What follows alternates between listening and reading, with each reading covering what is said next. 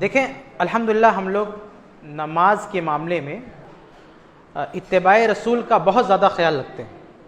نماز کے چھوٹے چھوٹے سے مسئلے پر بھی ہم مضبوطی کے ساتھ اتباع رسول پر ڈٹے ہوتے ہیں. جیسے آپ بہت سارے مسائل دیکھیں، آپ نماز میں سورہ فاتحہ پڑھنا ہے، رفع الیدین کرنا ہے، حتیٰ کہ جلسہ استراحت جسے بہت سارے تقلیدی مذاہب کہتے ہیں کہ نہیں کرو تو چل جائے گا، ہم اس کی بھی پابندی کرتے ہیں.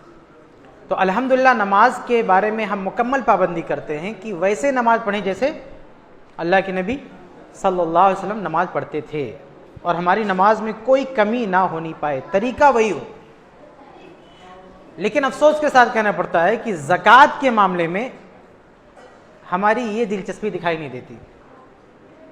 نماز کے معاملے میں معاملہ ٹھیک ہے، لیکن زکوٰۃ کے مسئلے میں ہم بہت لاپرواہ واقع ہوئے ہیں. جیسا من میں آیا زکوٰۃ نکال دیا، جس کو دینا چاہا دے دیا. زکوٰۃ کیسے نکالنا ہے اس میں بھی آزادی، منمانی. زکوٰۃ کس کو دینا ہے اس میں بھی منمانی، اور زکوٰۃ کیسے دینا ہے اس میں بھی منمانی. کہیں کسی کو کوئی فکر نہیں ہے کہ لاؤ ہم پتہ کریں کہ زکوٰۃ کیسے دی جاتی ہے، کس کو دی جاتی ہے، اس کا طریقہ کیا ہے. تو اس حوالے سے کچھ باتیں میں آپ کے سامنے رکھوں گا. دیکھیں سب سے پہلی بات یہ ہے کہ زکوٰۃ دینے سے پہلے ہمیں اس بات کی فکر کرنی چاہیے کہ کہیں ہمارے مال میں کسی اور کا حق باقی تو نہیں ہے.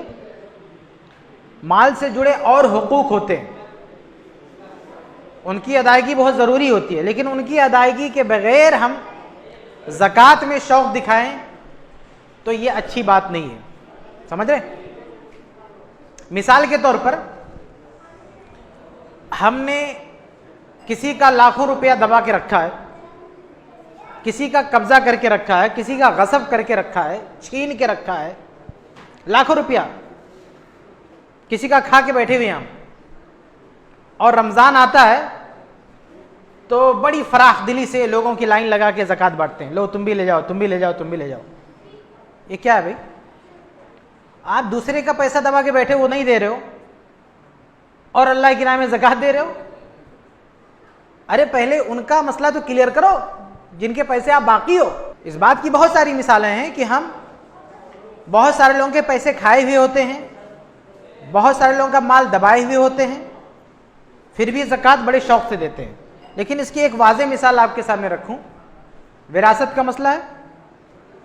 آپ دیکھیں کہ رمضان میں بڑے سے بڑا حاجی آپ کو دکھائی دے گا، نمازی دکھائی دے گا، بڑی فراخ دلی سے لوگوں کو زکوٰۃ بانٹ رہا ہوگا، اور تم بھی لے جاؤ، تم بھی لے جاؤ، تم بھی لے جاؤ. لیکن وہی شخص وراثت میں اپنی بہن کا حصہ کھا کے بیٹھا ہوا ہے. بہن کو وراثت میں حصہ نہیں دیا.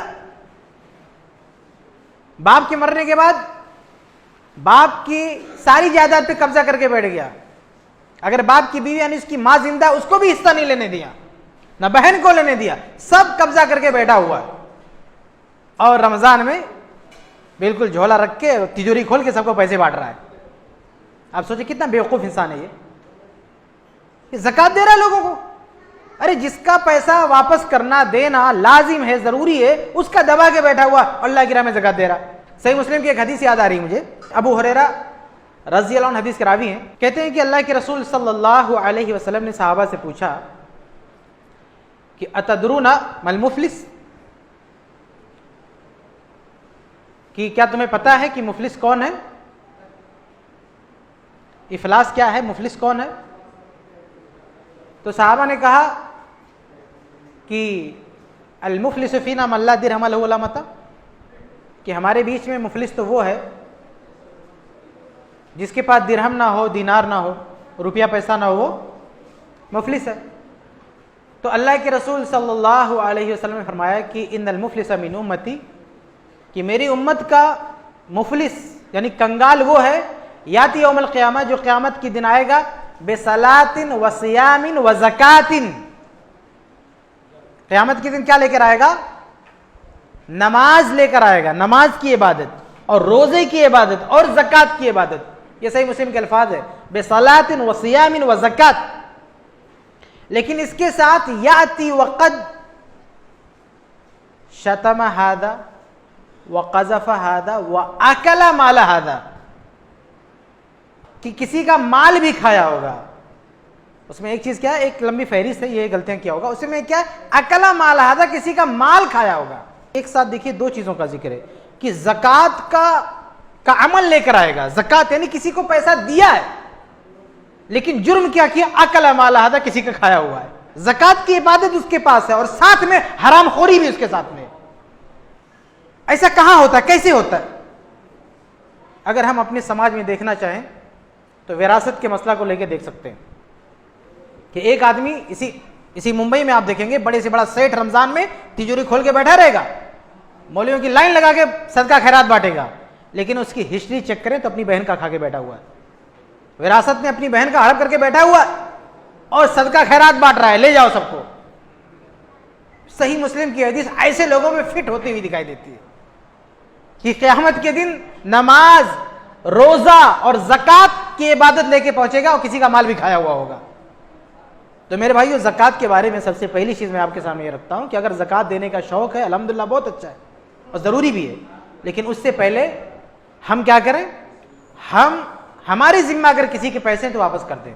ورنہ یہ زکوٰۃ کی جو عبادت ہے, حتیٰ کہ نماز, روزہ, یہ سب اللہ تعالیٰ اٹھا کے اس کو دے دے گا جس کا مال ہم نے کھایا ہے. کیونکہ صحیح مسلم کی حدیث آگے کنٹینیو ہے, اس میں کیا ہے کہ اللہ تعالیٰ انصاف کیسے کرے گا کہ ایک طرف نماز, روزہ, زکوٰۃ کی عبادت لے کر آیا ہے, دوسری طرف کسی کا کھایا ہوا ہے, تو اللہ تعالیٰ کیا کرے گا, فَيُؤْتَى هَذَا مِنْ حَسَنَاتِهِ وَهَذَا مِنْ حَسَنَاتِهِ وَهَذَا مِنْ حَسَنَاتِهِ.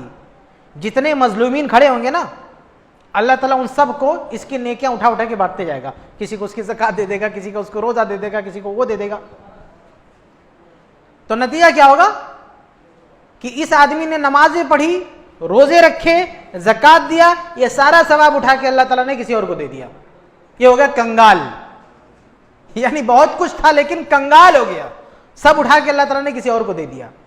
اور اگر ساری عبادتیں ٹرانسفر کرنے پر بھی انصاف کے تقاضے پورے نہیں ہوں گے تو اللہ تعالیٰ کیا کرے گا کہ ان لوگوں کی جو غلطیاں ہیں ان کی غلطیاں اٹھا کے فطریحت علیہ, اس کے سر پہ لاد دیا جائے گا. ثم طرح فی النار, فی جہنم میں پھینک دیا جائے گا, تو جہنمی ہو جائے گا. نماز پڑھنے والا, روزہ رکھنے والا, زکوٰۃ دینے والا جہنم میں جائے گا اگر وہ کسی کا مال دبا کے بیٹھا ہوا ہے تو, کیونکہ یہ زکوٰۃ کا ثواب اس کو چلا جائے گا اور اس کا گناہ اس کے سر پہ آ جائے گا. تو یہ سب سے پہلی چیز ہم دھیان رکھیں کہ زکوٰۃ دینا چاہتے ہیں بہت اچھی بات ہے, لیکن اس سے پہلے ہم اپنے آپ کو پاک صاف کر لیں.